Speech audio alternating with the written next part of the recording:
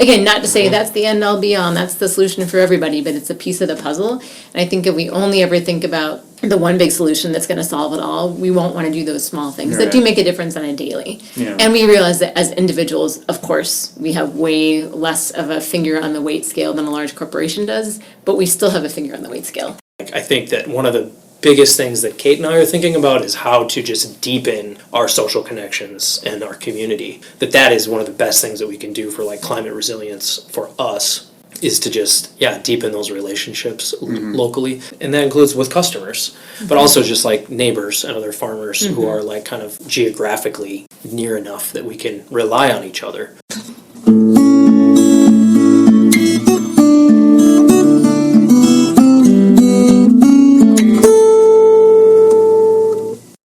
Welcome to the 329th installment of Ear to the Ground, the Land Stewardship Project's podcast on family farming, regenerative agriculture, community food systems, and local democracy.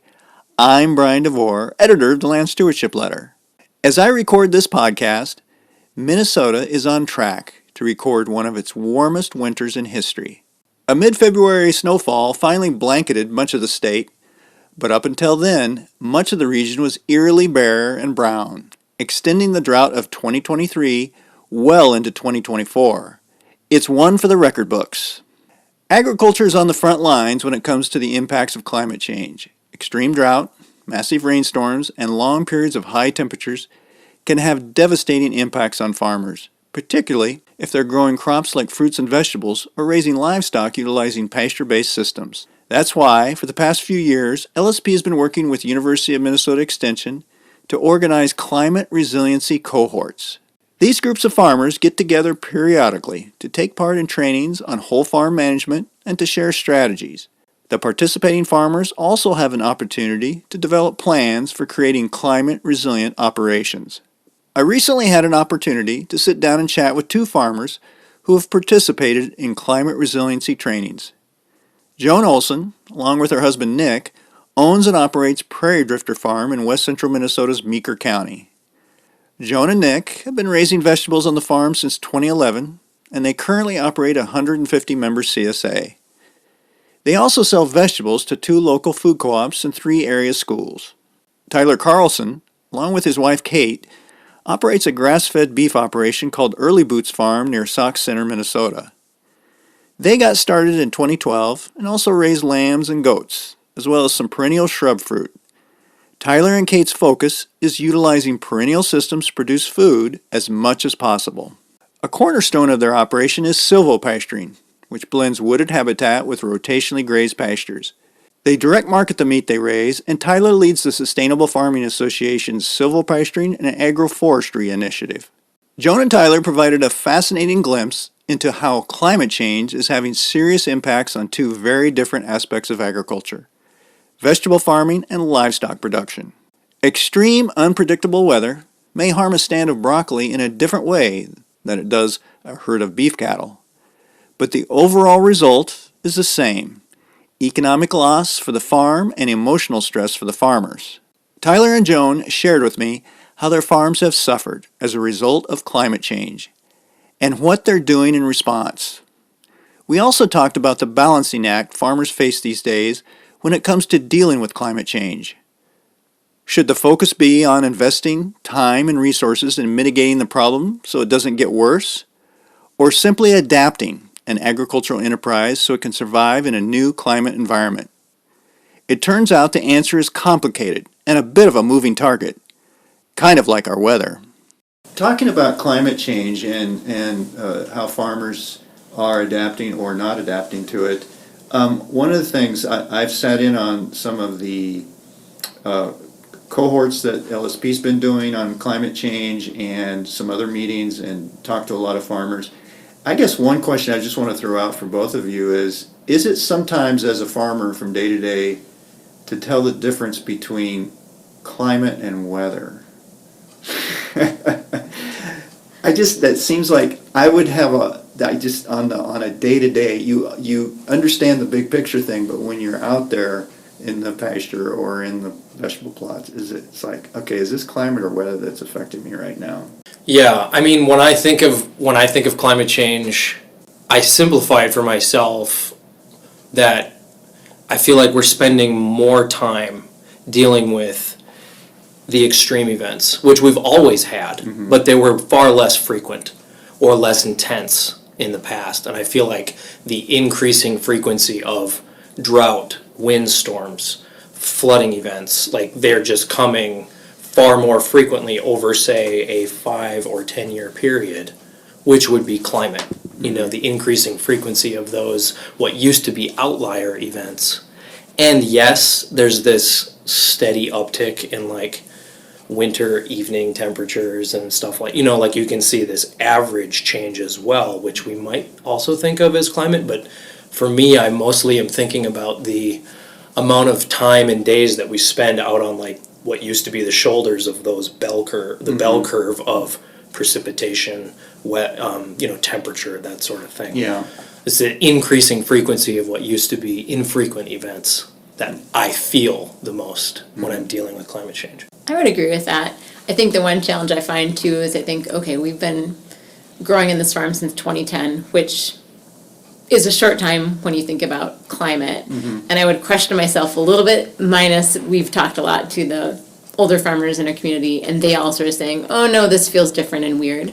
I'd say on the day-to-day, we tend to be dealing with weather events, but I'd agree with Tyler, and that especially in the spring and the fall, those have felt really less predictable in terms of how we're going to approach the growing season. It just feels like there's a less predictable trend in the spring and that fall, which makes management of crop growing and decision-making that much more challenging. Transitioning into kind of how you are dealing with this. So Joan, could you give me a kind of I had seen you talk a little bit about this before, and you'd kind of given almost a laundry list of the changes you've had to grapple with and some of the things that you're seeing on your farm since you got started farming. You say it's a short amount of time, but it's a long enough time that it's interesting what you've seen enough seasons now. So what are you seeing? Some of those things you're seeing? Yeah, some of the things that we're seeing, I would say, in the spring, having these strange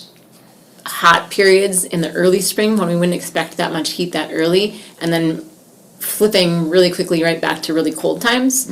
So I know in the past 5 to 7 years, farm friends have had conversations about, ooh, should we be starting things earlier in the greenhouse? And in my mind, I think, no, because I have a feeling a frost is going to come, and then a frost would come.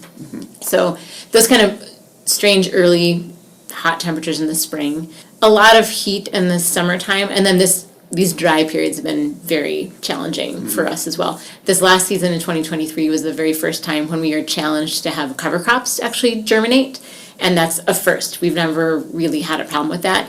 Either maybe a small amount of irrigation we had to do, or it'd be some rain event that would be enough to get them going, and this last year we just couldn't get them going, and then it was paired with really high temperatures. It made that really challenging. So I think just, again, like Tyler mentioned, these extremes of really hot periods when we wouldn't expect them.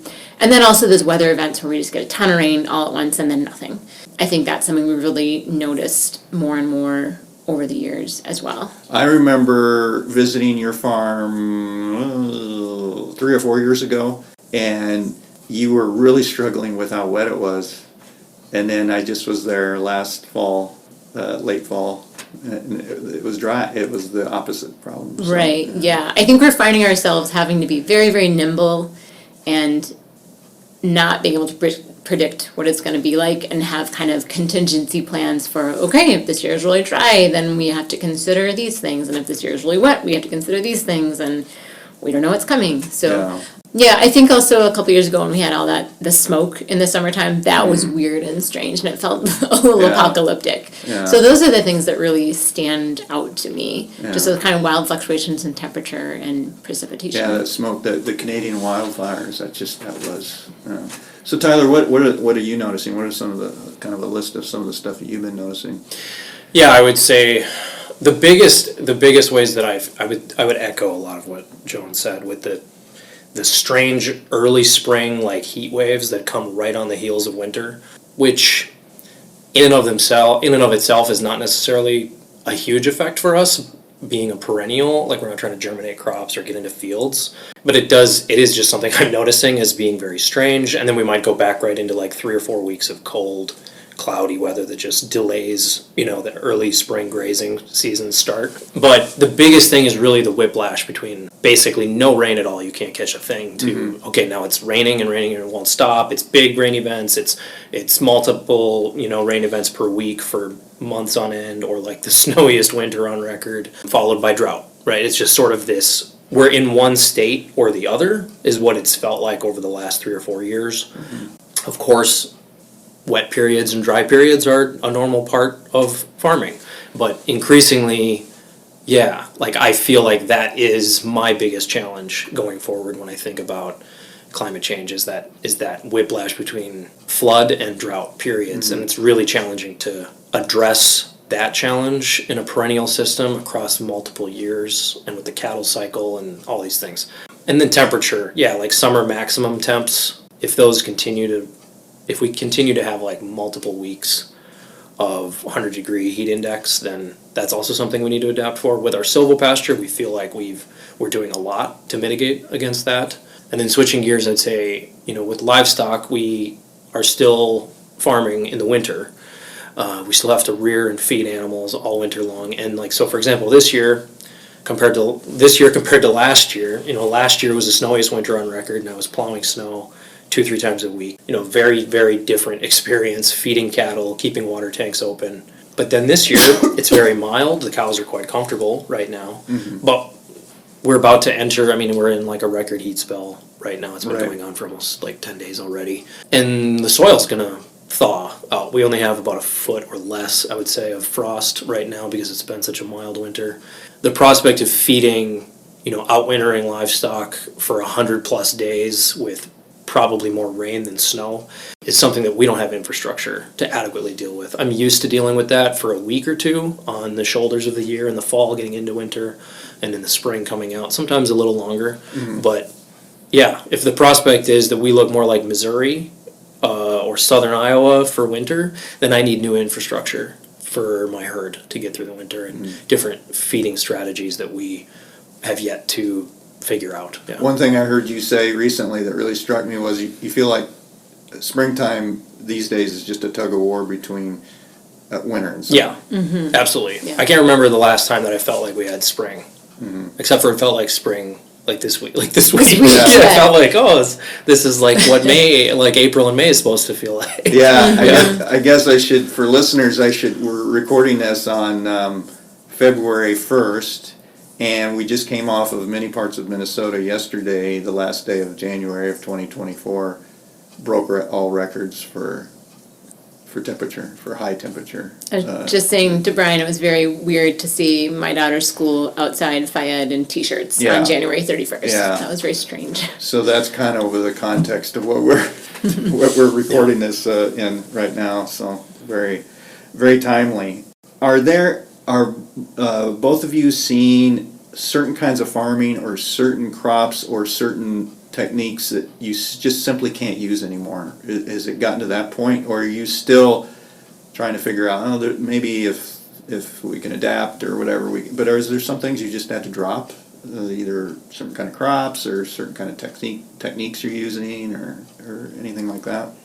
I would say less drop than adapt. We've definitely had to do more trialing over the last few years of varieties that can deal with higher heat than we were accustomed to before. I'm thinking about broccoli, things like that. So we have switched over a lot of our broccoli to broccolini, which has a shorter days to maturity, a little less pest pressure, a little less disease pressure. So those are some things we've done. We've adapted tomato varieties, pepper varieties for heat. We have a couple of high tunnels on our farm, so we've pulled more crops into the high tunnels. So we don't try to do our first spring carrots out in the field anymore. We pull those spring carrots into the high tunnels, so we don't have to worry so much about the cold or the uneven germination or really high rains in the springtime. We have dropped doing field peas for snap peas because we struggled with them germinating when it got too cold, and then it would immediately get too hot and they wouldn't grow well. So we've now turned to transplanting our snap peas into our high tunnel, where we can just control their growth a little bit more. So see, there's no major big drops, just a lot of tweaking, noticing what worked, what didn't work, And as I mentioned before, just being a little bit more nimble with how we approach our crop varieties. And I should say, out of like growing techniques, we did change our schedule last year. So we used to have an 18-week CSA delivery program, and in 2023 we dropped it down to 16 weeks.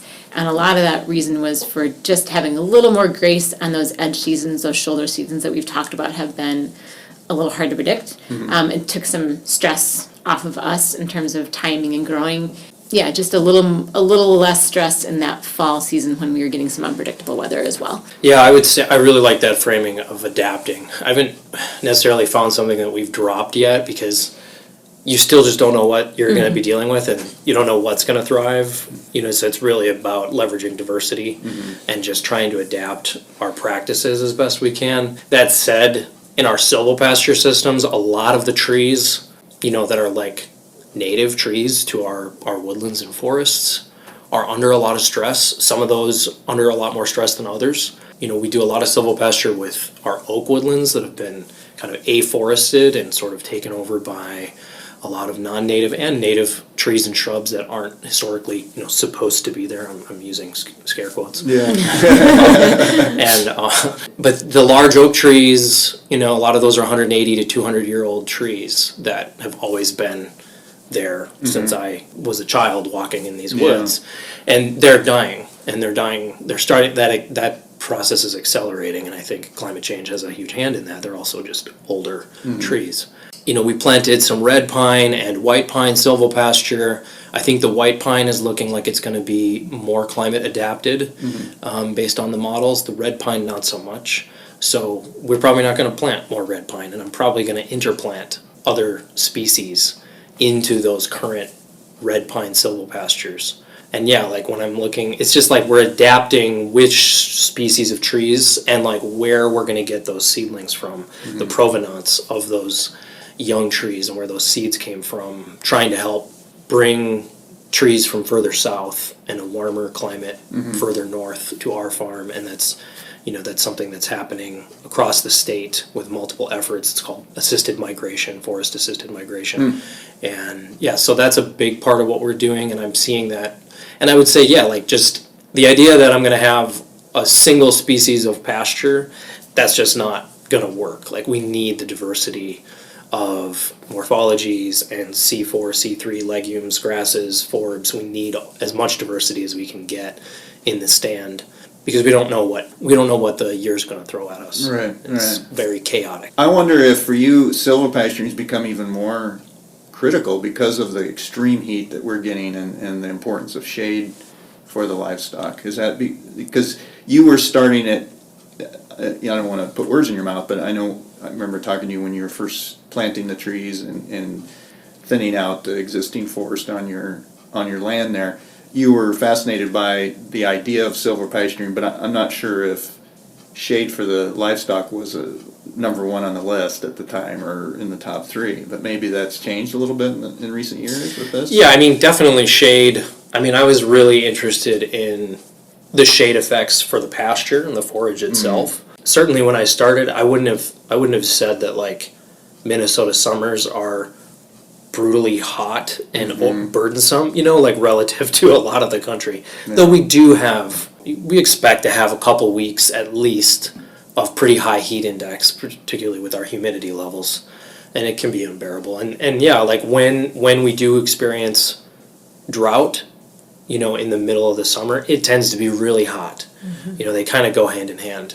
And so the livestock really benefit dramatically from having actual forage that they can go graze in these shaded systems while maintaining levels of comfort while doing so.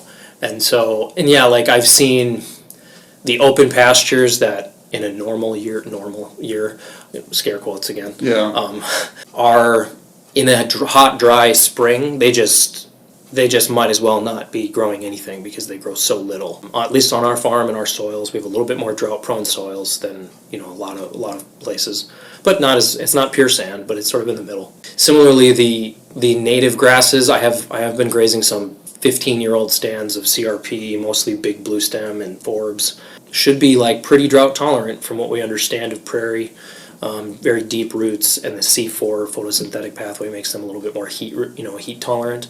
They like higher temps. But when it gets really hot and dry, they still really slump dramatically with their production. And the silvopasture really kind of held its own. It still had, some reductions, but you could really tell the benefits that the trees were offering by keeping soil temps and the evapotranspiration pressure on the soil and on those plants by being semi-shaded. You could see it, you could feel it, and you could certainly tell by the amount of grazing days that I was getting per acre. And so there was a sense that, like, if I don't know what I want more silvopasture because I have a better sense of what I can depend on. There's a sense of security. Whereas with the others, it's like there's thresholds that if I don't meet, I really have major drop-offs in production. And that's really hard to then be in the middle of the summer and dealing with having to think about calling animals, emergency feeding, all these things. So we're looking at more silvopasture and probably a reduced stocking rate as we go forward. There's a limit to what we can adapt to.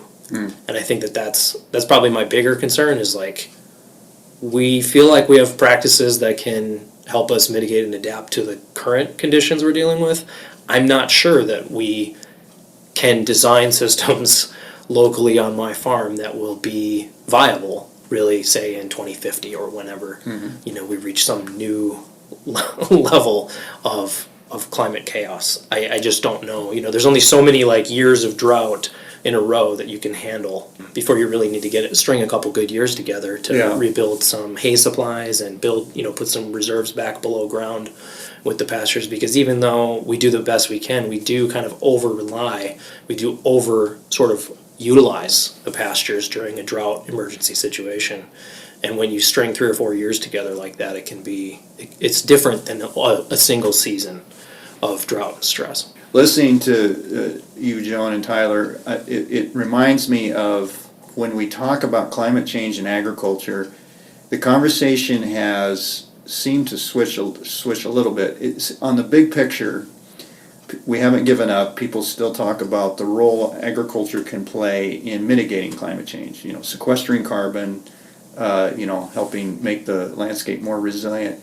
But for individual farmers like yourselves that I talk to, the conversation seems to have switched more to how can we adapt to the new climate reality. Is that accurate?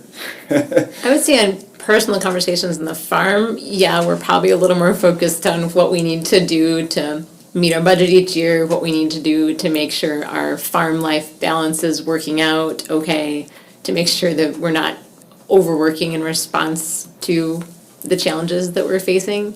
But I think actually wintertime typically tends to be the time that Nick and I step back and say, because during the middle of the summer, I'll be honest, we'll say, do we want to keep doing this? Is this worth it? And in the wintertime when we step back, we say, absolutely, we want to keep doing this. This is worth it. We are a piece of that puzzle. Okay, what can we do in our farm this year, this season, in the next 5 years to be a positive force on the overall environment and climate. I don't know if that's true for you, Tyler, too, but it feels like when you're in it, you're kind of just, what do we need to do to get through? But when you can step back a little bit and recognize what you are doing, it does feel like, okay, this is work we can keep doing for the long term because we feel really good about it and get behind it. And that's why we need long, cold winters, so you have to Yes, that stuff.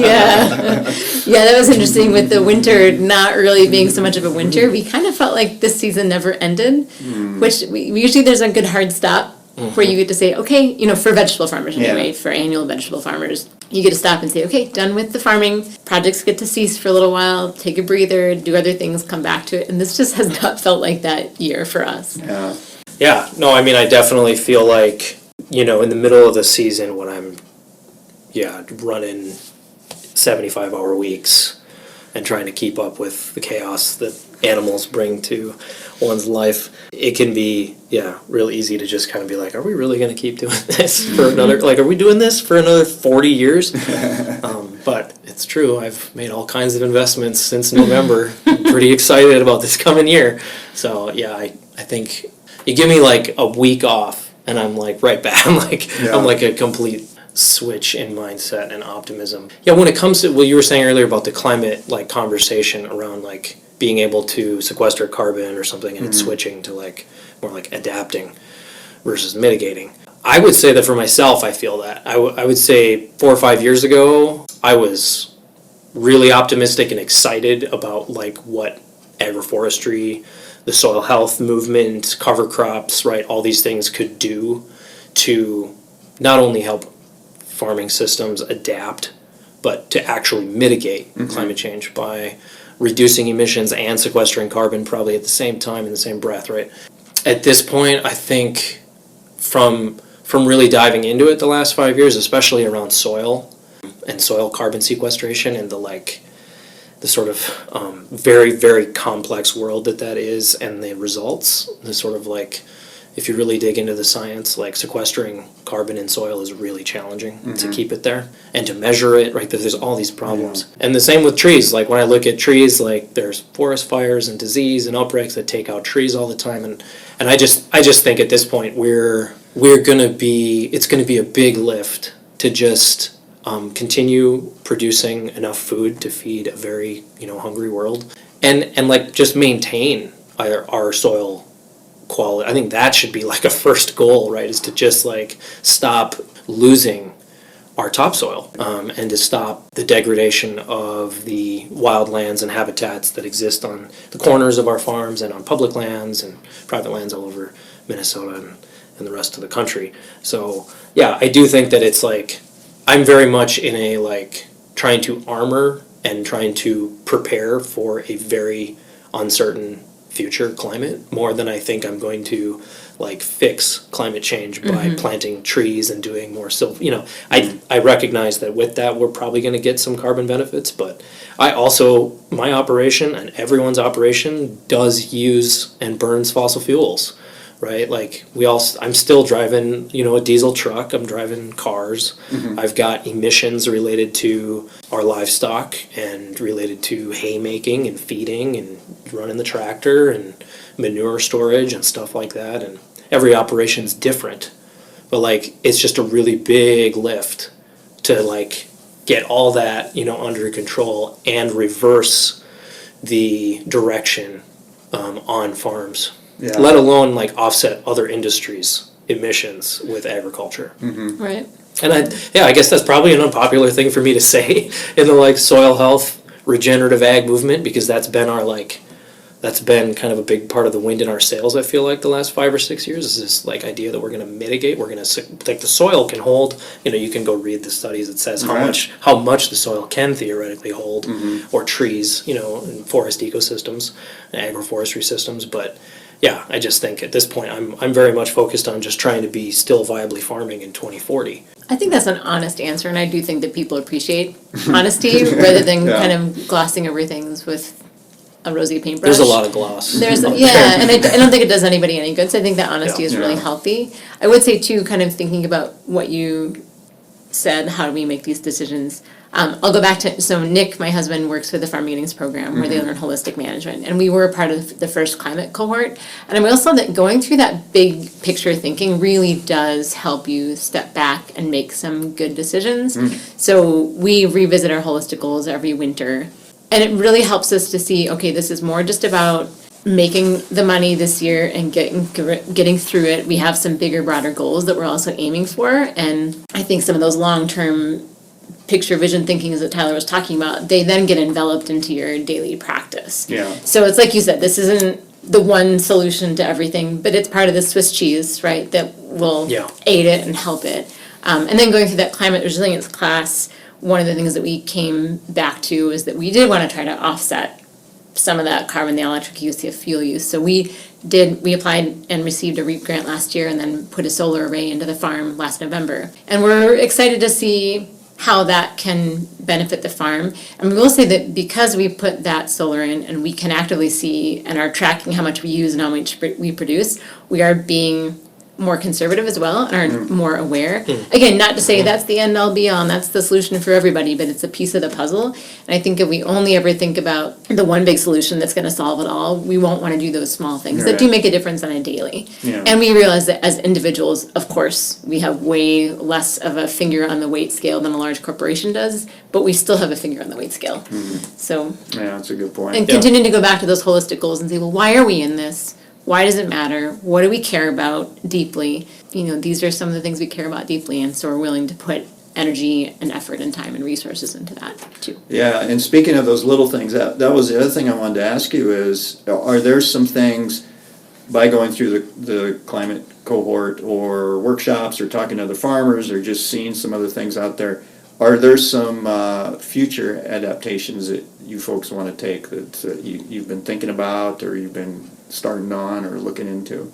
I mean, a lot of my future adaptations on the farm right now they do still look like on-farm field infrastructure. It's windbreaks, shelter belts, water tanks, and some things that I just keep on chipping away at year over year, and more trees. More trees is my answer. I'm not saying it is not the be all end all for anything. Right. And then like when I'm ready to adopt, just like we look at like home energy audits. There's all these different you can upgrade your insulation and get new windows and then put in an air source heat pump. There's all these things you can do to try to improve the environmental calculus of your home and its energy use. And I'm ready to start doing that on the farm. I feel like there's a lot of technology out there that will be cleaner, technology that is just not quite ready.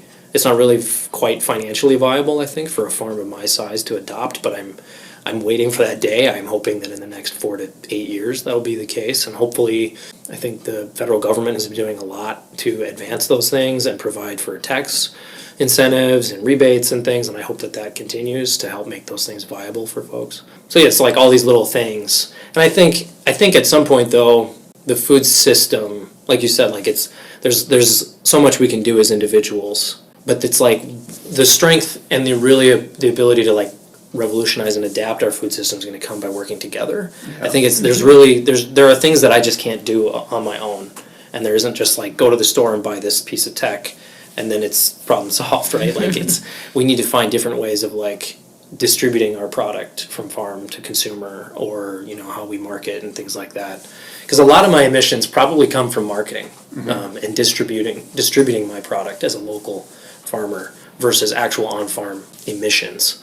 And so those are the areas that I don't really feel like we're talking about that a lot yet. I feel like we're too busy trying right now to just figure out how to farm, and work on the farm scale. But in the next 5 to 10, I do think we need to be looking at how do we work together from food shed perspectives on solving these problems and making our whole food system, supply chains and distribution systems more climate resilient as well, right? COVID really disrupted a lot of things and provided for me, I think, a sense of what future climate disruption will look like in society, and it really exposed the fragility of our global supply chains and how difficult it was to access various goods and services very quickly. And so I think about that with climate as how do we create redundancy for the things that we need. Again, that's not something I can do on my own, but we somehow need a public-private effort to make that a reality so that we're ready for the disruptions we know are coming, right? We've seen COVID, we should at least be trying to prepare for a similar level disruption. I'm not saying necessarily a pandemic, but disruptions of that scale. Yeah, well, it's interesting when you're talking about COVID and the disruptions. I feel like that was just all in the news and so big, and it's kind of as if the consumer base has forgotten about that. And so I think, as you say, that education, I feel like, does really need to be part of that plan going forward. And we don't have the ability to educate a large population, but we sure do in our customer base. So we have leaned into that a little bit more in the last couple of years of being not kind of the whiny farmer, oh, this is so hard, but just here's the reality, and this is what it's looking like, this is what changes we're seeing, and just making that education available to the customers that we do reach, so that there is a little more, there is going to be a disruption in the future, right? And it's, as consumers, this country is really good about buffering our consumers from challenges to them. And I think we need to be a little more honest going forward broadly about education that way. More particular to our farm, though, I'd say changing the way we irrigate might be one thing. If we will continue to have really dry times or sporadically dry times that we can't count on, I can see some adaptations we might need to make with our well to make it a variable speed pump to be a little more flexible and nimble with how we water.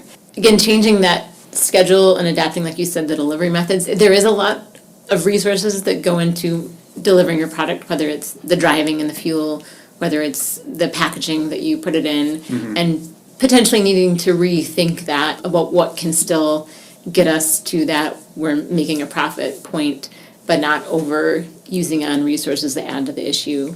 And then again, the way that our farm adapts changes every year because of our kids. And that, I'm not putting that on our kids, but our family changes. What we did when the kids were babies is entirely different than what we can do now because we have different family pulls. And I think, again, going back to that holistic management, we do have to pull on those things when we think about our farm because they also affect our ability to put so much time into different seasons and making it sustainable for our family, because we can't keep farming 10, 15, 20 years into the future if we're not doing it in a way that does it without a really big stress load. So again, no major monster investments, but just really continuing to every year revisit what we're doing, what's working, what's not, what do we see coming up in the next 5 years. Yeah, I think the really cool thing about the farming network is it's a really collaborative environment, and that in every circumstance that we have found, there's always somebody there who's willing to share with you what they did, what worked, what didn't work, so that we can all move forward as a farming community. And we're not kind of siloing our information and keeping it ourselves. There really is a sharing environment, which I do appreciate about this community. Well, that reminds me of something I've heard you talk about is your phone a friend strategy and your freak out file. Can you talk about those? Because this is something we need to remember is this doesn't just affect soil, plants, and animals, it affects people. And so I think that's a really important strategy and something people might overlook. But can you talk a little bit about why that's, how you use that and how that's important to you? Yeah, so I'm admittedly a little type A, and I'm also prone to being a little more stressed than my partner is, which is a good combination that we don't both have that. But when things go wrong in the farm, I created maybe 10 years ago this thing that I call the freak out file. So if something goes wrong, for instance, I accidentally froze a hay wagon full of plants because we didn't think it was supposed to get that cold and they were out hardening off. So I took pictures, I took notes, I sent myself emails, and I said, hey, this is what happened on this date, it got to this temperature, this is what happened to the plants, and then I'll reply to that email and say, and everything worked out fine. I'll take pictures of that, I'll put it in the same freak out file. So when I have major wet events that killed off crops, or major dry events, or major heat, I just remind myself in a note, I stick it in my Gmail, I have a file that says freak out file, and I just refer to it whenever I have another event that freaks me out that's similar or different. And honestly, it just takes stress off for me. I say, oh, this has happened before, we can do this again. And I think that gets easier and easier the longer you're in farming. You just see more and more. And every year, we're kind of now to that point where we say, oh, something's going to happen this year that's going to be different and going to be new, and we're going to be able to weather it and roll with it in some way, shape, or form. And then the phone a friend is we have a collaborative group of farming friends that we feel like we can call, email, text on a regular basis and say, whoa, this happened, what do you think? Or they might text us and say, whoa, this is happening, what do you think? Is this going to be okay? What would you recommend? And just feels like a little less lonely, because I think that farming can be very, very lonely. It can be very isolating. You just, especially in the growing season for us as annual vegetable farmers, you're just on your farm most of the time. And it is really a blessing to have people that you feel like you can call on with no judgment and just get a second opinion. So you're not always just, if you're farming with your partner like we are, you're not always bouncing the same ideas off of your partner, because that's a lot for your partner to hold as well. And it's for something like that, documentation, observation is key, it sounds like. Oh, it's huge, yeah. A lot of record keeping goes into it, a lot of spreadsheets and a lot of notes in those spreadsheets, so that we don't have to keep it in your brain, you have it somewhere else that you can process it in a more organized manner. At least that works for me. It doesn't work for everybody, but that's how it works for me. Yeah. What about you, Tyler? Is that something that you try to kind of remind yourself sometimes that, well, this has maybe happened before, maybe not to this extreme, but there'll be another season, and they observe things? I mean, now that we're like 13 years into this, or whatever it is, 12 or 13 years, just with age and having seen some crazy stuff and been through some crazy things on the farm, I think we're just better at navigating crises, basically, and just being a little bit cooler headed and understanding that, we'll work this problem, we'll get through it. So 2022 was a year where it was extremely hot and dry, or 2021. Very, very hot and dry right away in the spring. We just didn't get any rain from even the beginning. And it was just like every day, it was kind of like, okay. It was like, I know that at some point I'm going to have to make some hard decisions. But instead of having a real good sense of when that decision's supposed to be made, you just wake up every day and go to bed every night wondering if you're making the right call. Because I'm in uncharted territory with grazing management and pastures and whether or not I'm harming things that I've spent 10 years building up. And now we made it through. I think in hindsight, I made a lot of great decisions, which means that I now trust my experience, I think, more than I would have 6 years ago. And I now have a written plan. I have a plan that I have sort of a little journal of what happened in 21 and then a plan that came out of that. And that includes sort of things that take decision making kind of out of my hands a little bit, and that allows me to be a little bit more analytical in the face of a future. When I see this again, I have a plan, and I know I'm going to follow that plan pretty closely, and I know that it's going to be all right, at least for that year. And so that just similar to a freak out file, it's just sort of this. I can go back to look at this thing and remember, and I know in what conditions and at what state I'm going to start making certain decisions, and I already have my herd sorted into thirds, my favorite group, my middle group, my third group, and if I have to call, I already have it figured out who, instead of in the moment of stress and trying to figure out all these other things who's going and who's staying, right, and making what can be tough decisions. I'm fairly attached to my animals, and so there's a lot of that, and I do think, to echo Joan, I think that one of the biggest things that Kate and I are thinking about is how to just deepen our social connections and our community. That is one of the best things that we can do for climate resilience for us, is to just deepen those relationships locally, and that includes with customers, but also just neighbors and other farmers who are kind of geographically near enough that we can rely on each other.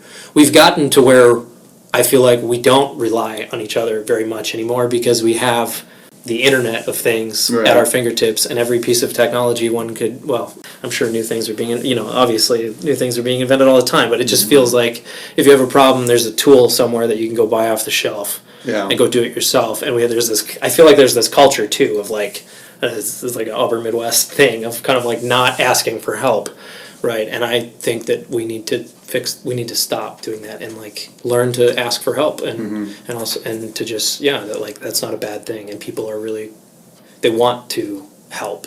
That's how we build community actually, is out of actual need versus just some sort of nebulous, doesn't it sound nice thing. I mean, it is nice, but real need and dependence is maybe not a bad thing. And so those are things that we are long range. I think that we're thinking about that level of diversity. I think we're thinking of maybe not being dependent on grass-fed beef as much, and also just probably not being entirely dependent on agriculture as an income, so that when we have really, really rough years, we just make better long-range decisions in the moment because we're not needing that check to come in next month or 3 months from now in order to pay the bills. Right. It's interesting that brings us back a little bit to this holistic planning idea, and that not when you have a problem, not just going out and buying something new, but looking at, well, how does this fit into my overall goals?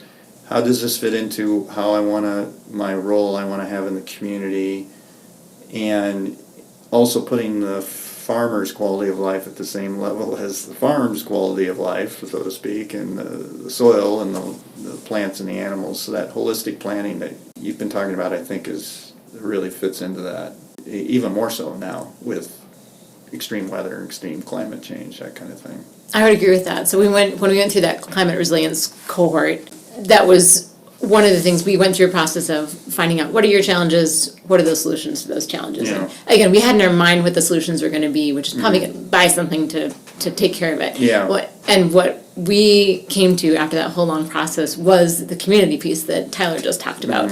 It was leaning into our members and doing more education, doing more storytelling. And then we had to lean into, I mentioned having a shorter season. Yeah. We also cut back on staff and cut back on the volume that we were growing, because we knew that if we were going to have another year of drought and we had to water as much as we did the year before, that was going to be really challenging. So having less of a footprint to water this year is really important. So I think, like you said, that holistic management, that kind of bigger picture thinking, getting out of your box of what you think is going to be true for the solution and being more in that creative zone of brainstorming ideas really might lead you to something different that you wouldn't have thought of before. And that's definitely been true for us over the years.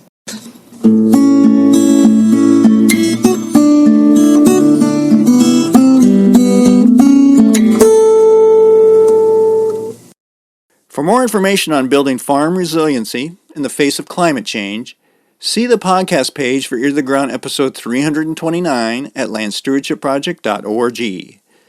If you have comments or suggestions about this podcast, contact Brian DeVore at bdevore@landstewardshipproject.org, or you can call 612-816-9342. By the way, it helps us greatly if you can give Ear to the Ground a rating on whatever podcast platform you utilize. And word of mouth is the best way to spread the news about our podcast. If you like what you hear, tell at least one person about LSP's Ear to the Ground. Thanks to Laura Morgendale, a Western Minnesota musician, for Ear to the Ground's theme music. And a special thank you to all of Land Stewardship Project's members who make initiatives such as this podcast possible. If you're not a member, visit landstewardshipproject.org to learn how you can support LSP. Thanks for listening.